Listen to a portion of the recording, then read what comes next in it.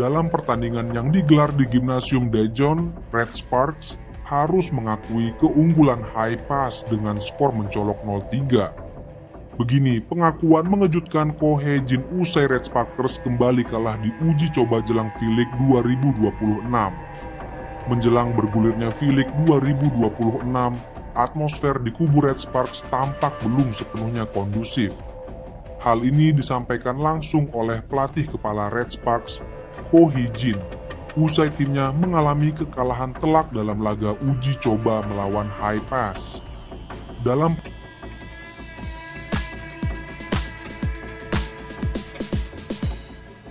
musim lalu, Red Sparks sempat menjadi salah satu kuda hitam yang berhasil menembus babak playoff dengan gaya permainan cepat dan agresif.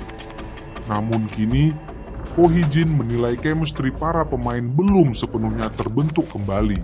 Beberapa pemain baru masih perlu adaptasi. Latihan belum cukup tajam dan mental bertanding kami juga belum menyatu. Tambahnya, High Pass tampil solid. Dan itu menunjukkan kepada kami bahwa kami punya pekerjaan rumah besar sebelum liga dimulai. Red Sparks memang tengah menjalani masa transisi usai kepergian sejumlah pemain senior dan pemain asing pada akhir musim lalu. Pensiunnya Pyo Seung-ju dan hengkangnya Megawati serta Vanja Bukilic adalah salah satu alasan mengapa Red Sparks mengalami penurunan. Meski demikian, pelatih berpengalaman itu tetap menegaskan bahwa proses pembenahan terus dilakukan. Ia meminta publik dan fans Red Sparks untuk bersabar dan terus memberikan dukungan terhadap proses pembentukan ulang tim. Kami tidak akan berdiam diri, ini bukan akhir, tapi justru awal dari evaluasi menyeluruh. Saya percaya para pemain akan bangkit dan memperlihatkan peningkatan saat liga dimulai, pungkasnya. Kekalahan ini tak hanya menyisakan catatan teknis, tapi juga mencerminkan penurunan performa tim yang cukup drastis jika dibandingkan dengan musim sebelumnya. Jujur saya katakan, permainan kami saat ini masih jauh di bawah ekspektasi, ujar Ko Hee-jin. Jika dibandingkan dengan musim lalu, kami punya banyak kekurangan baik dari segi komunikasi, transisi, hingga finishing. Ko tidak menutup-nutupi bahwa timnya belum mampu menunjukkan konsistensi dan daya saing seperti yang mereka miliki di musim 2025. Pernyataan mengejutkan Megawati Hangestri usai tak lagi bermain di Liga Voli Korea. Dan langsung bongkar hal ini usai kembali ke tanah air. Di tengah sorotan dan pujian yang terus mengalir untuk Megawati Hangestri Pertiwi, muncul sisi lain dari perjalanan atlet voli asal Indonesia yang satu ini. Sosok yang kini disebut-sebut sebagai Queen of Headshot oleh publik Korea Selatan ini ternyata menyimpan cerita yang jauh lebih dalam dari sekadar angka statistik dan raihan trofi. Cerita itu datang dari orang terdekatnya, Bagus Kurniawan, yang tak lain adalah kakak kandung Megawati sendiri. Megawati telah menjelma menjadi ikon baru di kancah voli Korea Selatan bersama klubnya, Daejeon Jungkwanjang Red Sparks. Di musim perdananya, ia berhasil membawa tim tampil impresif dan lolos ke babak playoff. Pencapaian yang cukup langka bagi pemain asing pendatang baru di Liga Voli Korea.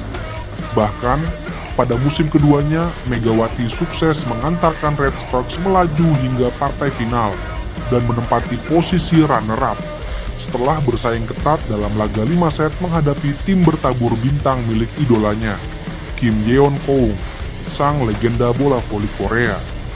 Tak hanya sukses secara tim, prestasi individu Megawati juga cemerlang.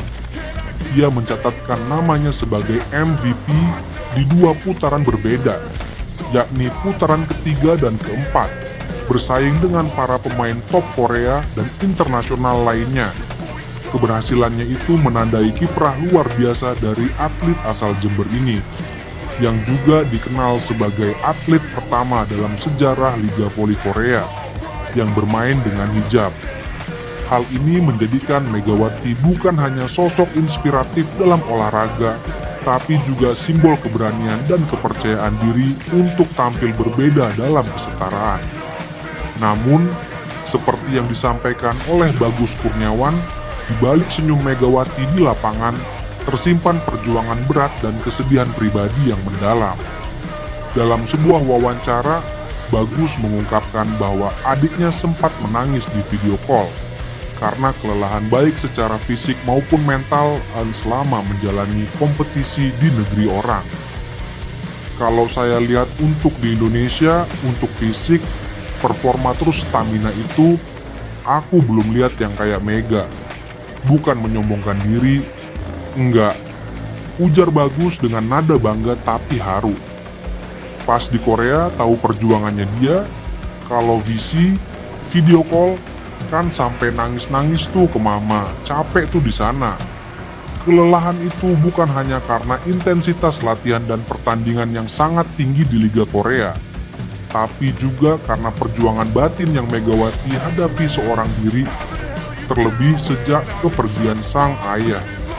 Keinginan Megawati untuk bisa sukses di luar negeri tidak hanya untuk karirnya sendiri, tapi juga sebagai bentuk penghormatan terhadap pengorbanan mendiang ayahnya yang pernah mendukung penuh perjalanan karirnya. Dia, Megawati, pengen buktiin karena pas di Korea kan ayah nggak ada kan, dia mau berangkat.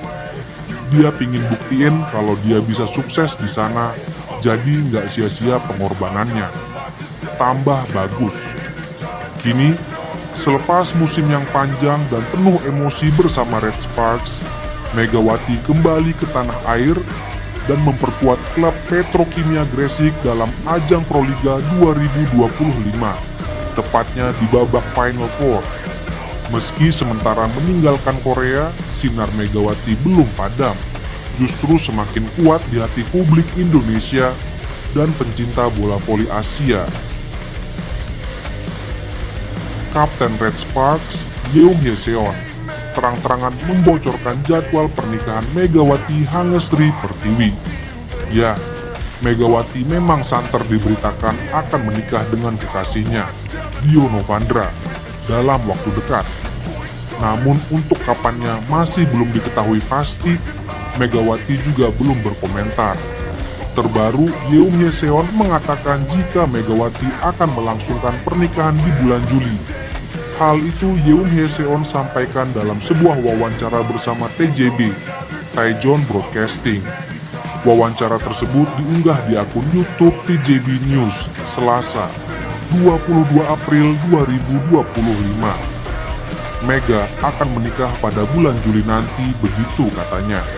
Karena mereka sudah cukup lama pacaran.